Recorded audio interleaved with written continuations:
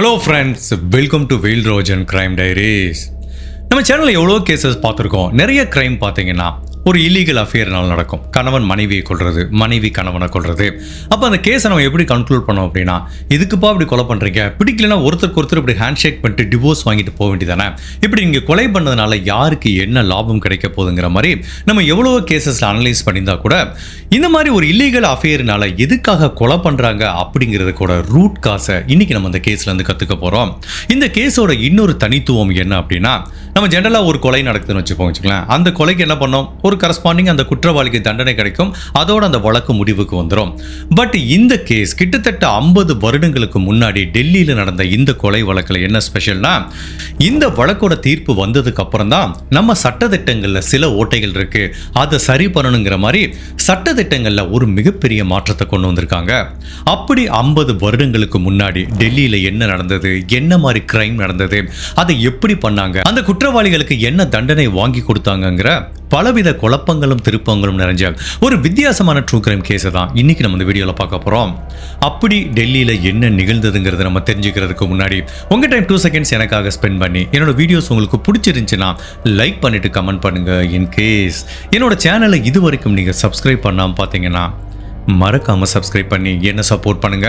நம்ம இந்தியாவில் இருக்க பனாரஸ், அப்படி இல்லைனா வாரணாசின்னு சொல்லுவாங்க, அந்த ஊர்ல பிறந்து வளர நரேந்திர சிங் ஜெயின் அப்படிங்கிற ஒரு பையனுக்கு சின்ன வயசுல இருந்தே டாக்டர் ஆகணுங்கிற மாதிரி ஒரு இன்ட்ரெஸ்ட் இருக்கு. இவனோட குடும்பமே ஒரு பயங்கரமான ஒரு ஸ்காலரான குடும்பம். அவங்க அப்பா கல்லூரி பேராசிரியராக இருக்காரு, அவங்க அம்மா டீச்சரா இருக்காங்க. ஸோ 2 பேரும் நல்லா சம்பாதிக்கிறதுனால இந்த பையனை டாக்டருக்கு படிக்க வைக்கிறாங்க.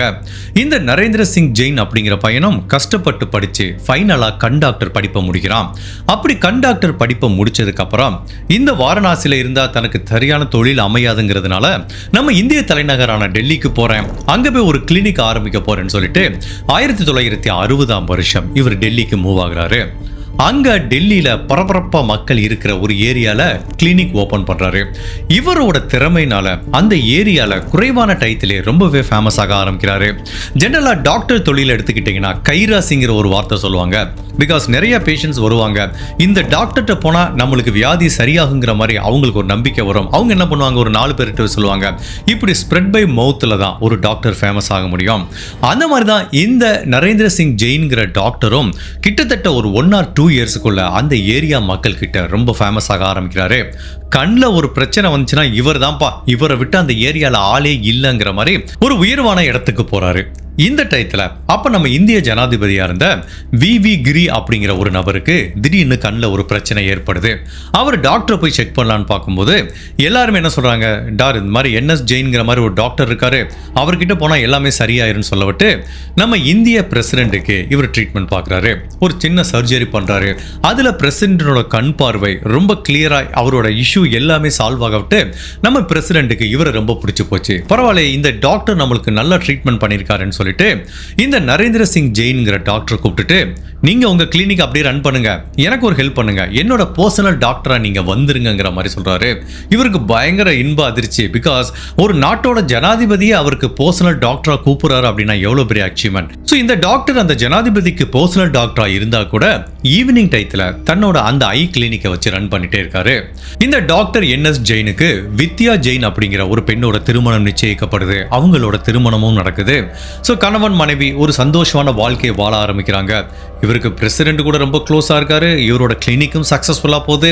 தன்னோட பர்சனல் வாழ்க்கையும் நல்லா அமைஞ்சதுனால இதை விட நம்மளுக்கு வாழ்க்கையில என்ன ஒரு நிறைவான தருணம் இருக்க முடியுங்கிற மாதிரி இவங்க வாழ்க்கை ரொம்ப சந்தோஷமா போயிட்டு இருக்கு. நமக்கு தான் தெரியுமே, நம்ம லைஃப்ல எல்லாமே கரெக்டா நடந்தா ஒரு பெரிய ஆப்பு காத்துட்டு இருக்குன்னு. அந்த மாதிரி தான் இவரோட வாழ்க்கையே திருப்பி போற மாதிரி ஒரு இன்சிடென்ட் நிகழுது. ஒரு நாள் இவர் வழக்கம் போல தன்னோட ஹாஸ்பிட்டல்ல பேஷண்ட்ஸ் எல்லாத்துக்கும் ட்ரீட்மெண்ட் பார்த்துட்டு இருக்கும்போது சந்திரேஸ்வராங்கிற ஒரு பெண்மணி ட்ரீட்மெண்ட்டுக்காக வர்றாங்க. இவங்க என்னதான் ஒரு சாதாரண நோயாளி மாதிரி இந்த ஹாஸ்பிட்டலுக்குள்ள வந்தா கூட இந்த பெண்மணி இந்த டாக்டரோட வாழ்க்கையில எவ்வளவு பெரிய மாற்றத்தை உண்டு பண்ண போறாங்க அப்படிங்கிறது அப்ப யாருக்குமே தெரிஞ்சிருக்க வாய்ப்பு இல்ல. சந்திரேஸ்வர சர்மாங்கிற இந்த பெண்மணி பத்தி சொல்லலாம், இவங்க ஒரு நல்ல வசதியான குடும்பத்தை சேர்ந்தவங்க தான். பட் அன்பார்ச்சுனேட்டா இவங்களோட திருமண வாழ்க்கை முறிவுக்கு வருது. ஒரு திருமணம் இல்ல, 2 திருமணம் நடக்குது. 1960ஆம் வருஷம் ஒரு திருமணம் பண்றாங்க, ஃபெயிலியர் ஆயிருது. 1964ஆம் வருஷம் இன்னொரு திருமணம் பண்றாங்க. அதுவும் ஃபெயிலியர் ஆயிருது. ஸோ இந்த டயத்தில் தான் திடீர்னு அவங்களுக்கு ஒரு நாள் கண்ணில் பிரச்சனை வரவிட்டு, சரி இந்த டாக்டரை பற்றி நம்ம கேள்விப்பட்டிருக்கோம், ரொம்ப ஃபேமஸான டாக்டர்னு சொல்லிட்டு இவரை கன்சல்ட் பண்ணுறதுக்காக வர்றாங்க. ஸோ இவரும் அவங்களுக்கு ட்ரீட்மெண்ட் கொடுக்குறாரு. ஒரு நோயாளி டாக்டர் முறையில் 2 பேருமே ஒரு நல்ல ஃப்ரெண்ட்லியாக பேசிக்கிறாங்க. இவங்களோட கண் பிரச்சனைக்காக இவங்க அடிக்கடி ஹாஸ்பிட்டலுக்கு வர்ற மாதிரி ஒரு சூழ்நிலை ஏற்படுது. வாரத்துக்கு 2-3 நாள் இவங்க ஹாஸ்பிட்டலுக்கு வரும்போது இவருக்கும் அந்த டாக்டருக்கும் ஒரு தொடர்பு ஏற்படுது. இனிஷியலா நண்பர்களா பழகுறாங்க. அதுக்கப்புறம் இவங்களுக்குள்ள காதல், அது இல்லீகல் அஃபேரா மாற ஆரம்பிக்குது. அடிக்கடி 2 பேரும் வெளியில தனியா மீட் பண்றாங்க. ஈவன் லோக்கல்ல மீட் பண்ணா பல டைம் நம்ம மாட்டிப்போங்கிறதுக்காக வெளியூர் கூட டூர் போக ஆரம்பிக்கிறாங்க. ஏன் பல முறை காஷ்மீர் கூட 2 பேரும் டூர் போயிருக்காங்க. இப்படியே சில நாட்கள் உருண்டோடி போது இவங்க கண்ணில் இருக்க பிரச்சனையும் கொஞ்சம் கொஞ்சமா சரியாயிட்டு வந்துருது. ஜென்ரலா ஒரு நோயாளி எப்படி ஹாஸ்பிட்டலுக்கு வருவாங்க, கண்ணில் பிரச்சனைன்னு வந்தாங்கன்னா பிரச்சனை சரியாச்சுன்னா அதுக்கப்புறம் அவங்க ஹாஸ்பிட்டலுக்கு வர தேவையில்லை. இவங்க கண்ணில் பிரச்சனை சரியானதுக்கு அப்புறம் கூட அடிக்கடி டாக்டரை பார்க்க வர்றதுனால அந்த ஹாஸ்பிட்டலில் இருக்கிறவங்களுக்கு சந்தேகம் வர ஆரம்பிக்குது. இப்படி சந்தேகம் வந்துச்சுன்னா தன்னோட மனைவி கிட்ட மாட்டிப்போங்கிற மாதிரி அந்த டாக்டர் என்ன பண்றாரு, இந்த பெண்மணி கிட்ட ஒரு ஐடியா கொடுக்குறாரு. நீ நோயாளியை வர வேண்டாம், பேசாம என்னோட ஹாஸ்பிட்டல்ல எம்ப்ளாயியா வேலைக்கு ஜாயின் பண்ணிரு, என்னோட பர்சனல் செக்ரட்டரியை ஜாயின் பண்ணிரு, யாருக்கு எந்த சந்தேகமும் வராது, நம்ம ஹாஸ்பிட்டல்லே தனியா மீட் பண்ணிக்கலாம், ஸோ நம்மளுக்கு எந்த இடையூறும் இருக்காதுன்னு சொன்னதுனால சந்திரேஸ்வராங்கிற இந்த பெண்மணிக்கும் இது ஒரு நல்ல ஐடியாவை படவிட்டு அவங்களும் இவரோட பர்சனல் செக்ரட்டரியா இந்த ஹாஸ்பிட்டல்ல ஜாயின் பண்றாங்க. அதுவும் இவங்க ஹாஸ்பிட்டல்ல பர்சனல் செக்ரட்டரி ஜாயின் பண்ண விட்டு இவங்களுக்குள்ள நெருக்கம் அதிகமாகுது. இதை பத்தி அவங்க மனைவியோட காதுக்கு போகுது. அப்ப இந்த டாக்டரோட மனைவி ஒரு நாள் தன்னோட கணவர்கிட்ட நேருக்கு நேராக கேட்கிறாங்க, அந்த பெண்மணிக்கும் உங்களுக்கும் ஏதாவது தொடர்பு இருக்கான்னு கேட்டதுக்கு டாக்டர் முழுவதுமாக மறுப்பு தெரிவிக்கிறாரு. அவங்க என்னோட பர்சனல் செக்ரட்டரி, அதோட எனக்கும் அந்த பெண்ணுக்கும் இருக்கிற தொடர்பு முடிஞ்சு போச்சுங்கிற மாதிரி இவர் சொன்னா கூட அவங்க மனைவி சமாதானமாகல. அப்போ அவங்க மனைவி என்ன சொல்றாங்க, சரி உங்களுக்கு அந்த பெண்ணுக்கு எந்த தொடர்பு இல்லைங்கிறீங்களே, அந்த பெண்ணை உடனே வேலையை விட்டு நிப்பாட்டுங்கிற மாதிரி சொல்றாங்க. இவருக்கு என்ன பண்றதுன்னு தெரியல. தன்னோட மனைவியை சமாதானப்படுத்துறதுக்கு வேற வழியே இல்லாம தன்னோட காதலியை வேலையை விட்டு நிப்பாட்டுறாரு. அப்படி வேலையை விட்டு நிப்பாட்டினா கூட இவங்க 2 பேரும் பல இடங்கள்ல மீட் பண்ணிக்கிறாங்க. அப்போ சந்திரேஷ்ங்கிற அந்த பெண்மணி தனியா இருக்கிறதுனால அவங்களுக்கு பண கஷ்டம் ஏற்படுது. அப்ப அந்த டாக்டர் என்ன சொல்றாரு, நீ ஒன்றும் கவலைப்படாதமா, நீ என்னதான் வேலையை விட்டு நின்னா கூட என்னோட ஹாஸ்பிட்டலுக்கு நீ வேலைக்கு வந்தா உனக்கு நான் என்ன சம்பளம் தருவனோ அதை மாசம் மாசம் கொடுத்துறேன்னு சொல்லிட்டு கண்டினியூஸா செக் போட்டு கொடுத்துட்டே வராரு. ஈவன் பல டைம் கான்ஃபரன்ஸுக்காக இவர் வெளிநாடு போய் சில மாதங்கள் வெளிநாடுல தங்குற மாதிரி சூழ்நிலை இருந்தா கூட தன்னோட காதலிக்கு மறக்காம செக் அனுப்பிட்டே இருக்காரு. இப்படியே சில நாட்கள் இவங்க காதல் அப்படியே தொடர்ந்து போயிட்டு இருக்கு. ஒரு நாள் இந்த சந்திரேஷ்ங்கிற பெண்மணிக்கு என்ன தோணுதுன்னா, எவ்வளவு நாள் தான் இந்த இவருக்கு ஒரு காதலியா இருக்கிறது, தனக்கு மனைவிங்கிற ஒரு அந்தஸ்து வேணுங்கிற மாதிரி முடிவு பண்ணிட்டு இந்த டாக்டருக்கு ஒரு பிரஷர் கொடுக்குறாங்க. உங்க மனைவி நீங்க விவாகரத்து பண்ணிருங்க, என்ன திருமணம் பண்ணிக்கோங்க சொல்லி பிரஷர் கொடுக்குறாங்க. அப்ப அந்த டாக்டருக்கு கொஞ்சம் பயம் வர ஆரம்பிக்குது. அவர் என்ன சொல்றாருன்னா, நீ நினைக்கிற மாதிரி அவ்வளவு சீக்கிரம்லாம் என்னோட மனைவியை விவாகரத்து பண்ணிட முடியாது. ஃபர்ஸ்ட் ஆஃப் ஆல் சொசைட்டில எனக்கு ஒரு மிகப்பெரிய பேர் இருக்கு, நல்ல டாக்டருங்கிற பேர் இருக்கு. அதுவும் நம்ம இந்திய நாட்டோட ஜனாதிபதிக்கே நான் பர்சனல் டாக்டரா இருக்கேன். பிளஸ் இந்த சொசைட்டிலையும் எனக்கு ஒரு நல்ல மதிப்பு இருக்கு. நான் இப்போ என்னோட மனைவி விவாகரத்து பண்ணிட்டு இன்னொரு பெண்ணை திருமணம் பண்ணேன்னா இந்த சமூகத்துல எனக்கு இருக்கிற மதிப்பு அப்படியே கீழே போயிடும். ஸோ அதனால இந்த ரிஸ்க் என்னால் எடுக்க முடியாதுங்கிற மாதிரி அவர் தொடர்ந்து டினை பண்ணிட்டே இருக்காரு. பட் இந்த பெண்மணியும் காதலியும் தொடர்ந்து பிரஷர் கொடுத்துட்டே இருக்காங்க. பட் இந்த டாக்டரை பொறுத்த வரைக்கும் அவர் மனைவியை விட இந்த காதலி தான் பிடிச்சிருக்கு. அவங்கள திருமணம் பண்ணிக்கிறதுக்கு இவருக்கு முழு திருப்தியும் இருக்கு. பட் அப்படி இருந்தா கூட இந்த சமூகத்துக்கு பயந்துட்டு தான் அந்த முடிவை எடுக்க தயக்கம் காட்டுறாரு. பட் தன்னோட காதலி கிட்ட இருந்து அழுத்தம் அதிகமாக விட்டு ஒரு நாள் இந்த டாக்டர் தனியா உட்காந்து திங்க் பண்றாரு, நம்ம எவ்வளவு நாள் தான் இப்படி காதலி மனைவின்னு 2 பேரை வச்சு மெயின்டைன் பண்ணிட்டு இருக்கிறது. தன்னோட காதலியை திருமணம் பண்ணிக்கிறதுக்கு தனக்கு விருப்பம் இருக்கு. அதுக்கு இடையூறா இருக்கிற மனைவிய இந்த சமூகத்தோட பார்வையிலிருந்து எப்படி நம்ம தூக்கி எறிகிறதுன்னு சொல்லி திங்க் பண்ணும்போது தான் அவருக்கு ஒரு ஐடியா வருது. விவாகரத்து வாங்கினாதான பிரச்சனை, தன்னோட மனைவியை போட்டு தள்ளிட்டா ஓகே. ஒரு டாக்டருக்கு ஒரு மனைவி இருந்தாங்க, இறந்து போயிட்டாங்க. அவர் சிறிது காலம் கழிச்சு இன்னொரு பெண்ணை திருமணம் பண்ணிக்கிட்டாரு. இதுல என்ன தவறு இருக்குங்கிற மாதிரி சொசைட்டில தன்னை யாருமே தவறா பேச மாட்டாங்கன்னு சொல்லி ஒரு முடிவுக்கு வந்து தன்னோட மனைவியை கொலை பண்ணிடலாங்கிற மாதிரி ஒரு ஃபைனலாக ஒரு டிசிஷன் எடுக்கிறாரு. அந்த முடிவை தன்னோட காதலி கிட்ட சொல்றாரு. அவங்களுக்கும் பயங்கர ஹாப்பி ஆயிடுச்சு. உண்மையிலேயே சூப்பரான ஒரு டிசிஷன் எடுத்திருக்கீங்கன்னு சொல்றாங்க. பட் இந்த டாக்டர் என்ன சொல்றாரு, எனக்கு யாரை வச்சு கொலை பண்றதுன்னு தெரியலன்னு சொல்லும்போது இந்த காதலி என்ன சொல்றாங்க, நீங்க அதை என்கிட்ட விட்டுருங்க, நான் பார்த்துக்கிறேன்னு சொல்றாங்க. அப்போ இந்த காதலிக்கு ராகேஷ்ங்கிற ஒரு கான்ஸ்டபிள் ஃப்ரெண்டா இருந்திருக்காரு. அப்போ அந்த போலீஸ் கான்ஸ்டபிள்கிட்ட போயிட்டு இந்த மாதிரி நான் ஒரு நபரை காதலிக்கிறேன், அவங்க மனைவியை போட்டு தள்ளணும், அதுக்கு உன்னால ஹெல்ப் பண்ண முடியுமான்னு கேட்குறாங்க.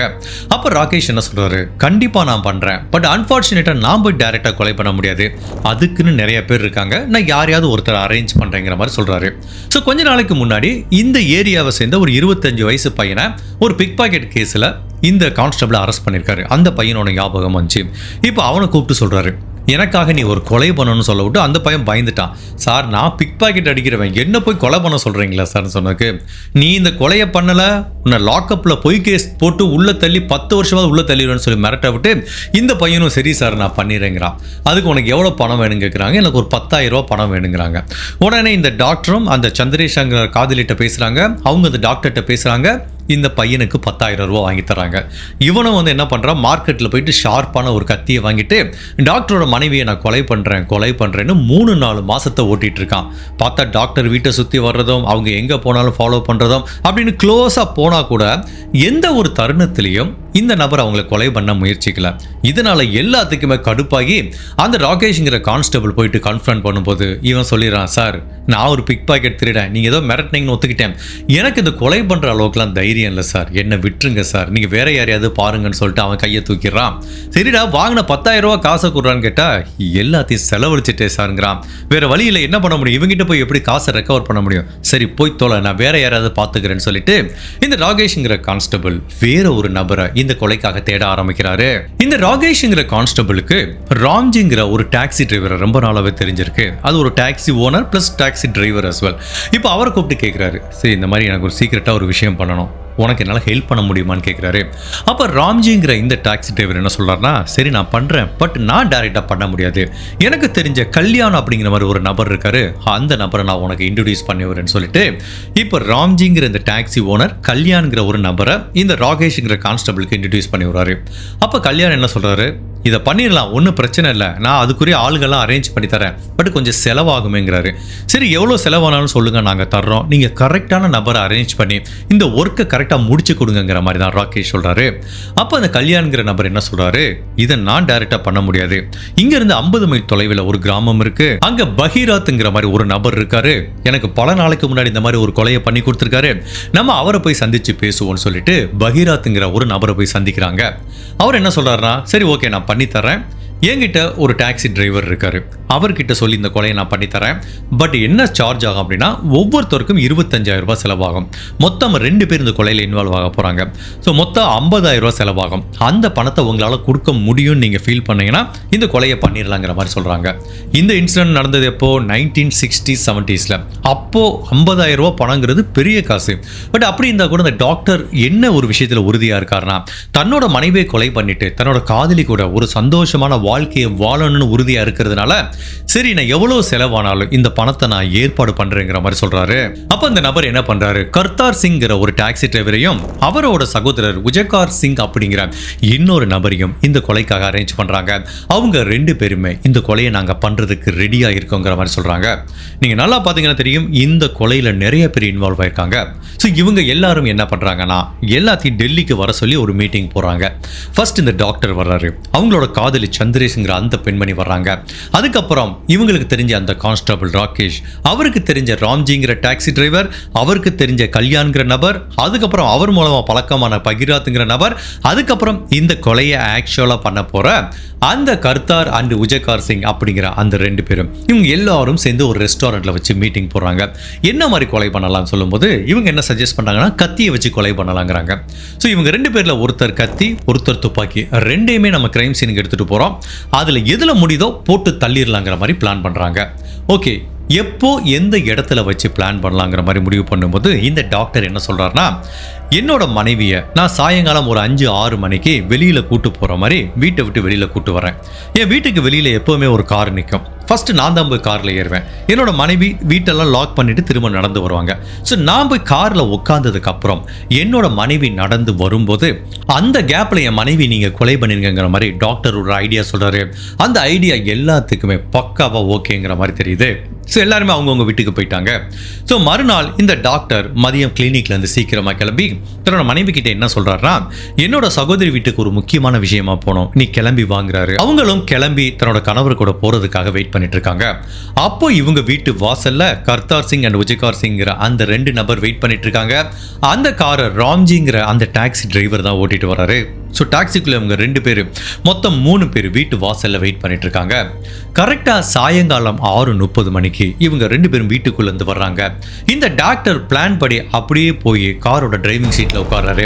அப்போ அவங்க மனைவி வீட்டை லாக் பண்ணிட்டு அப்படி நடந்து வரும்போது இருட்டுல இருந்து வந்த இந்த 2 பேரும் அவங்களோட வாயை பொத்திட்டு கழுத்திலேயே சரி உடம்புல பல இடங்கள்ல கத்தியால குத்துனதுல அந்த இடத்துலயே ரத்த வெள்ளத்துல இந்த டாக்டரோட மனைவி வித்யா ஜெயின் பரிதாபமா இறந்து போயிடுறாங்க.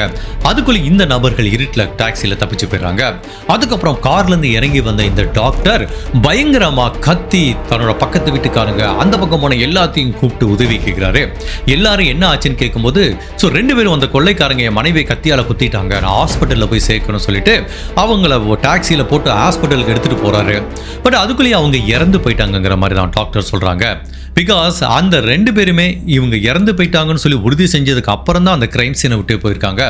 இவர் தன்னோட மனைவியை 2 கொள்ளைக்காரங்க கொலை பண்ணிட்டாங்க அப்படின்னு சொல்லிட்டு கத்தி கதறி அழுகிறாரு. அடுத்த 10 நிமிஷத்துக்குள்ளே போலீஸ் வர்றாங்க. வந்து இவர்கிட்ட விசாரிக்கிறாங்க, என்ன டாக்டர் நடந்ததுன்னு. சார், நாங்கள் 2 பேரும் என்னோட தங்கை வீட்டுக்கு போகிறதுக்காக கிளம்புனோம். அப்போ நான் காருக்குள்ளே போகிறதுக்காக இந்த பக்கம் வந்தேன், என் மனைவி அந்த பக்கம் வந்தாங்க. அப்போ திடீர்னு இருட்டிலேருந்து வந்த 2 கொள்ளைக்காரங்க ஃபர்ஸ்ட் என்ன கடுமையாக தாக்குனாங்க, அதுக்கப்புறம் என்னோட மனைவியை தாக்கி கொலை பண்ணிட்டாங்கிற மாதிரி சொல்றாரு. பட் இந்த டாக்டர் சொல்ற ஸ்டேட்மெண்ட் பொய்யா இருக்கிறதுக்கு வாய்ப்பு இருக்குங்கிற மாதிரி தான் போலீஸ் திங்க் பண்றாங்க. பிகாஸ் 2 கொள்ளைக்காரங்க வந்தாங்க, இவரை தாக்குறாங்க அப்படின்னா இவர் உடம்புல ஒரு சின்ன கீறல் கூட இல்லை. பட் அவங்க மனைவியை கொடூரமா கத்தியால குத்தி கொலை பண்ணிட்டு போனதுனால இந்த டாக்டர் பொய் சொல்றாரோ அப்படிங்கிற சந்தேகம் போலீஸுக்கு வர ஆரம்பிக்குது. அப்படி ஒருத்தவங்க பொய் சொல்றாங்கன்னு சொல்லி தெரிய வந்துச்சுன்னா அவங்கள பத்தியான பேக்ரவுண்ட் செக் பண்ணா ஆட்டோமேட்டிக்கா இதுக்குரிய காரணம் என்னன்னு தெரிய வந்துடும். அப்படி போலீஸ் இந்த கிளினிக்ல போய் விசாரிக்கும் போதுதான் இந்த மாதிரி அங்க பேஷண்டா வந்த சந்திரேஷ்ங்கிற ஒரு பெண்மணி கூட இவருக்கு தொடர்பு இருந்தது. அந்த பெண்மணி பல நாளைக்கு முன்னாடியே வேலையை விட்டு போயிட்டாங்கிற மாதிரி சொல்றாங்க. இப்போ அந்த பெண்மணி கிட்ட போய் கேட்கும்போது அவங்க என்ன சொல்றாங்கன்னா, சார் எனக்கும் டாக்டருக்கு தொடர்பு இருந்தது உண்மைதான், பட் எங்களுக்குள்ள இப்போ சுத்தமாக கான்டாக்டே இல்லை சார், 1 வருஷம் ஆச்சு சார் நாங்கள் பிரிஞ்சு வந்துங்கிற மாதிரி சந்திரேஸ்வரா சொல்றாங்க. பட் உடனே போலீஸ் இந்த டாக்டரோட பேங்க் ரெக்கார்டை செக் பண்ணி பார்க்கும்போது என்னதான் இந்த காதலி வேலையை விட்டு போய் 1 வருஷம் ஆனா கூட தொடர்ந்து அவங்களுக்கு 1 வருஷம் இவர் சேலரி கொடுத்துருக்காரு. அதுக்குரிய தடயங்களை கண்டுபிடிக்கிறதுனால இப்ப கிளியரா புரிஞ்சு போச்சு, கண்டிப்பா தன்னோட காதலி அடையணுங்கிறதுக்காண்டி தான் தன்னோட மனைவியை இவர் தான் பிளான் பண்ணி கொலை பண்ணியிருக்காருன்னு சந்தேகப்பட்ட போலீஸ் இப்போ டாக்டர் அதுக்கப்புறம் அந்த காதலி 2 பேரையும் போலீஸ் ஸ்டேஷனுக்கு விசாரணை கூட்டிட்டு வராங்க. இவங்க 2 பேரும் என்னதான் எங்களுக்கும் இந்த கொலைக்கும் எந்த தொடர்பும் இல்லைன்னு சொல்லி எதிர்ப்பு தெரிவிச்சிட்டு இருந்தா கூட இவங்க 2 பேத்துக்கும் இடையில இருக்கிற காதலை பத்தி அவர் வேலை பார்த்த அந்த ஹாஸ்பிட்டல்ல கேட்டுக்கிட்டாங்க. பிளஸ் இந்த ஃபினான்ஷியல் டிரான்சாக்ஷன் எல்லாத்தையும் வச்சு கன்ஃபர்ம் பண்ணும்போது வேற வழியே இல்லாம தாங்க 2 பேரும் தான் பிளான் பண்ணி எங்களோட மனைவியை போட்டு தள்ளோங்கிறத கன்ஃபெஷன் பண்ணிக்கிறாங்க. சரி, இதுல யாரெல்லாம் இன்வால்வ் இருக்காங்கன்னு போலீஸ் கேட்கும்போது இந்த டாக்டர் வரிசையா எல்லாரோட பேரையும் சொல்ல ஆரம்பிக்கிறாரு. ஃபர்ஸ்ட் அந்த கான்ஸ்டபிள் ராகேஷ், அப்புறம் ராம்ஜிங்கிற டாக்ஸி டிரைவர், அதுக்கப்புறம் கல்யாண், அதுக்கப்புறம் அந்த டாக்ஸி டிரைவரை இன்னொரு டாக்ஸி டிரைவரை இன்ட்ரோடியூஸ் பண்ணி விட்ட நபர், அதுக்கப்புறம் ஆக்சுவலா கொலை பண்ண 2 பேருன்னு மொத்தம் கிட்டத்தட்ட ஒரு 6-7 பேரை போலீஸ் இந்த வழக்கில் அரெஸ்ட் பண்றாங்க. இப்போ இந்த வழக்கோட விசாரணை டெல்லி நீதிமன்றத்துக்கு போகுது. அப்படி விசாரிக்கும் போது லோக்கல் செஷன் கோர்ட்ல என்ன தீர்ப்பு தர்றாங்க அப்படின்னா, இதுல கொலை பண்ண குற்றவாளிகளை தாண்டி கொலை பண்ண சொன்ன குற்றவாளிகள் தான் இதுல முதன்மை குற்றவாளிகள்ங்கிற மாதிரி தீர்ப்பு சொல்றாங்க. அதனால இந்த வழக்கில் ஆக்சுவலா கொலையை பண்ண அந்த கர்த்தார் அண்ட் விஜய்கார் சிங் 2 பேத்துக்கும் தலா 2 வருடங்கள் மட்டும் சிறை தண்டனை கொடுக்குறாங்க. பட் இந்த கொலையை அரேஞ்ச் பண்ண இந்த மீதம் இருக்கிற 5-6 பேருக்கு ஆயுள் தண்டனை கொடுக்குறாங்க. உண்மையிலேயே இந்த தீர்ப்பு கேட்டு எல்லாருமே ஷாக் ஆயிட்டாங்க. என்னடா இது, கொலை பண்ணவனுக்கு 2 வருடங்கள், கொலை பண்ண சொன்னவனுக்கு ஆயுள் தண்டனையாங்கிற மாதிரி இந்த தீர்ப்பு மக்கள் கிட்ட ஒரு அதிருப்தியை உண்டு பண்ணுது. ஸோ இது லோக்கல் செஷன் கோர்ட்டில் கொடுத்தது. அதுக்கப்புறம் இந்த வழக்கோட விசாரணை மேல்முறையீட்டுக்காக ஹைகோர்ட்டுக்கு போகுது. பட் இந்த வழக்கை விசாரித்த ஹைகோர்ட் என்ன சொல்கிறாங்க அப்படின்னா, உண்மையிலேயே இதில் என்னதான் கொலை பண்ண சொன்னவங்க குற்றவாளியாக இருந்தால் கூட கொலை பண்ணவங்களும் அதை விட குற்றவாளிகள் தான், அவங்களுக்கு 2 வருடங்கள் திரை தண்டனை கொடுத்தது உண்மையிலேயே அக்செப்ட் பண்ணிக்க முடியாதுங்கிறதுக்காக ஹைகோர்ட் இந்த தீர்ப்பை மாற்றி எழுதுறாங்க. அந்த தீர்ப்பில் என்ன சொல்கிறாங்கன்னா, இந்த வழக்கில் கொலை பண்ண அந்த 2 குற்றவாளிகள் கர்த்தார் அண்ட் விஜய்கார் சிங் 2 பேத்துக்குமே கொடுத்த 2 வருடங்கள் சிறை தண்டனையை ரத்து பண்ணிட்டு இவங்க 2 பேத்துக்கும் டெல்லி ஹைகோர்ட்ல மரண தண்டனை கொடுக்குறாங்க. மேலும் இந்த கொலையை பண்ண சொன்ன மீதம் இருக்கிற அந்த நபர்கள் எல்லாத்துக்குமே கொடுத்த ஆயுள் தண்டனையை இந்த ஹைகோர்ட் உறுதிப்படுத்துறாங்க. இப்போ இந்த கொலையை பண்ண 2 பேரும் பயங்கர ஷாக் ஆயிட்டாங்க. சரி சார், நீங்க எங்களுக்கு மரண தண்டனை கொடுத்தீங்க, பட் கொலை பண்ண சொன்னாங்களா அவங்களும் குற்றவாளிகள் தானே, அவங்களுக்கும் மரண தண்டனை கொடுக்கணும், பட் அவங்களுக்கு மட்டும் ஆயுள் தண்டனை கொடுத்துருக்கீங்களேன்னு சொல்லிட்டு இந்த தீர்ப்பை எதிர்த்து இவங்க 2 பேரும் சுப்ரீம் கோர்ட்ல மனு தாக்கல் பண்றாங்க. பட் அந்த மனுவை விசாரிச்ச நீதிபதி என்ன சொல்றாருன்னா, கொலை பண்ணவங்க தான் குற்றவாளிங்கிற மாதிரி இந்த 2 பேத்துக்கும் கொடுக்கப்பட்ட மரண தண்டனையை உறுதிப்படுத்தி மீதம் இருக்கிற இன்வால்மெண்ட் ஆன அந்த குற்றவாளிக்கு கொடுக்கப்பட்ட ஆயுள் தண்டனையும் உறுதிப்படுத்துறாங்க. ஸோ இப்போ வேற வழியே இல்லாமல் இந்த 2 பேரும் தங்களோட மரண தண்டனைக்காக வெயிட் பண்ணி டெத் ரோல காத்துட்டு இருக்காங்க. சில வருடங்களுக்கு அப்புறம் டெல்லி திகார் ஜெயில இந்த கர்த்தார் அண்ட் விஜயகார் சிங் 2 பேத்துக்கும் தூக்கு தண்டனை நிறைவேற்றப்படுது. அதுக்கப்புறம் இந்த கேஸில் ஆயுள் தண்டனை கொடுக்கப்பட்ட ஃபார் எக்ஸாம்பிள் அந்த டாக்டர் சந்திரேஷங்கிற அவங்க காதலி, அப்புறம் ராகேஷ்ங்கிற அந்த போலீஸ் ஆஃபீஸர், மற்ற 3-4 பேர் எல்லாருமே ஜெயிலில் இருக்காங்க. பட் 14 வருடங்களுக்கு அப்புறம் ஜெயிலில் நன்னடத்தையோட காரணத்துக்காக அவங்க எல்லாத்தையும் ரிலீஸ் பண்ணிடுறாங்க. இப்படி ரிலீஸ் பண்ண அப்புறம் அந்த டாக்டர் எங்க போனாரு, அந்த டாக்டரும் காதலியும் திருமணம் பண்ணிக்கிட்டாங்களா, பிரிஞ்சுக்கிட்டாங்களா அப்படிங்கிற எந்த தகவலும் தெரியல.